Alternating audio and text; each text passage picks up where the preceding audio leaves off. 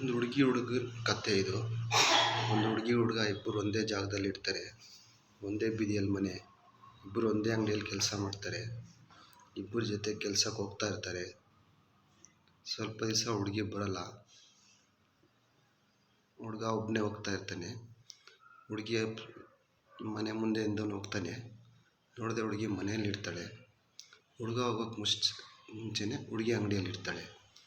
ಹುಡುಗನ ಡೌಟ್ ಬರುತ್ತೆ, ಇದೇನಪ್ಪ ನಾನು ನೋಡಿದಾಗ ಮನೆಯಲ್ಲೇ ಇದ್ದು ಅಷ್ಟು ಬೇಗ ಅಂಗಡಿಯಲ್ಲಿ ಬಂದು ಹೆಂಗೆ ಬರೋಕ್ಕೆ ಸಾಧ್ಯ, 20 ನಿಮಿಷ ದಾರಿ ಇದು ಅಂತ ಅನುಮಾನ ಬಂದು ಹುಡುಗ ಏನು ಮಾಡ್ತಾನೆ, ದಾರಿಯಲ್ಲಿ ನಿಂತ್ಕೊಂಡು 2 ದಿವಸ ಕಾಯ್ತಾನೆ.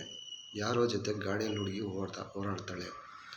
ಗಾಡಿಯಲ್ಲಿ ಡ್ರಾಪ್ ತೊಗೊಳ್ಳೋದು ನೋಡಿಬಿಟ್ಟು ಹುಡುಗ ಏನು ಮಾಡ್ತಾನೆ, ಅಂಗಡಿಯಲ್ಲಿ ಒಂದು ಮೂಲೆಗೆ ಕರ್ಕೊಂಡು ಹೋಗ್ಬಿಟ್ಟು ಆ ಹುಡುಗಿ ಹತ್ರ ಕೇಳ್ತಾನೆ, ಯಾರೋ ಹುಡುಗನ ಜೊತೆಗೆ ಗಾಡಿಯಲ್ಲಿ ಬಂತಾ ಇದ್ದೆ, ಯಾರು ಹುಡುಗ, ಏನು ಕತೆ ಅಂತ.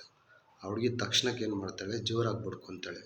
ಬಡ್ಕೊಂಡು ಅಯ್ಯೋ ಕಾಪಾಡಿ ನನ್ನ ಮೈ ಮೇಲೆ ಕೈ ಹಾಕ್ತಾನೆ, ನನಗೆ ಅಲ್ಲಿ ಹಿಡಿತಾನೆ ಇಲ್ಲಿ ಹಿಡಿತಾನೆ ಅಂತೇಳ್ಬಿಟ್ಟು ಸುಳ್ಳು ಆರೋಪ ಹೊರಿಸ್ತಾನೆ ಆ ಹುಡುಗನ ಮೇಲೆ.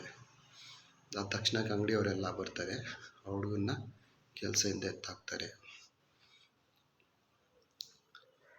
ಈ ಕಾಲದಲ್ಲಿ ಒಳ್ಳೇದು ಯಾರಿಗೂ ಹೇಳಬಾರ್ದು. ಒಳ್ಳೆ ಹೇಳಿದ್ರೆ ಅವ್ರಿಗೆ ಕಲಿಯೋಕ್ಕೆ ಯಾವ ವಯಸ್ಸು ಅಡ್ಡ ಇಲ್ಲ. 2 ವಯಸ್ಸು ಮಗು ಹತ್ರನೂ ಕಲಿಯೋದು ಬಾಕಿ ಇರುತ್ತೆ, 60 ವಯಸ್ಸಾದ್ರೂ.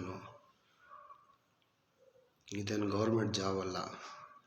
35 ವಯಸ್ಸಿದ್ರೇ ನಡೀತದೆ, 50 ವಯಸ್ಸಿದ್ರೆ ನಡೆಯಲ್ಲ. ಅನ್ನೋಕ್ಕೆ ಕಲಿಯೋಕ್ಕೆ ವಯಸ್ಸು ಸಾಲಲ್ಲ, ಯಾವ ವಯಸ್ಸಲ್ಲಾದರೂ ಕಲಿಬೋದು. ಇದೊಂದು ಬುದ್ಧಿ ಪಾಠ ಕಲಿಯೋದು. ಯಾರಿಗೂ ಒಳ್ಳೆಯದಂದರೆ ಅಯ್ಯೋ ಅಂದರೆ ನಮಗೆ ಉಲ್ಟಾ ಆಗುತ್ತೆ ಅದು.